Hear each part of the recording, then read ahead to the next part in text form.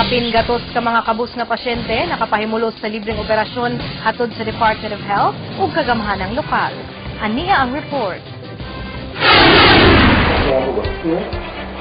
Nalagtuo ang dextrose nga gitusok sa 7 anyos nga si John Ryan ug ubay-ubay ang mga tambal nga nakapansak niini. Adlang Biyernes gilayong gioperahan ang bata dihang nasutang ni buto na diay ang appendix niini ug hinay-hinay nang gihilo ang iyang tibuok lawas. Grabe na usab ang nana ug tubig sa baga niini, busa gikinahanglan usab kining operahan. Usa si Ryan sa mga benepisyaryo sa bag-uhay lang nahumang surgical mission sa J.R. Borja General Hospital nga dala sa Department of Health ug lokal nga mga opisyalis. Katulo na siya gi-CT scan, o katulo na siya gi X-ray, katulo na gi ultrasounds, then wala pa gi findings nga unsa gyud.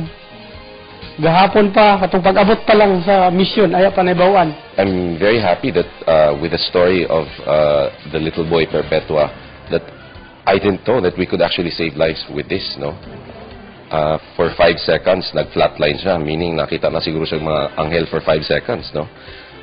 But because of the doctors nga ilang nahimo, it's really a great miracle. Agi sa DOH, nakabisita ang medical team nga dunay 17 ka espesyalista para sa minor, medium ug major nga mga operasyon. We call it surgical networking extension program. So this is particularly serving 4th level, 3rd level cases. In other words, surgery. Ang surgical kasi is the most difficult access to health. Tanan-tanan 143 ka pasyente ang libreng na operahan.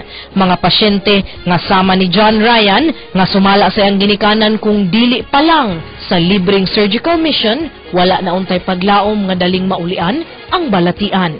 Dako kay nga blessing na hingani nga operasyon kay kung wala pa patay na ko anak karon.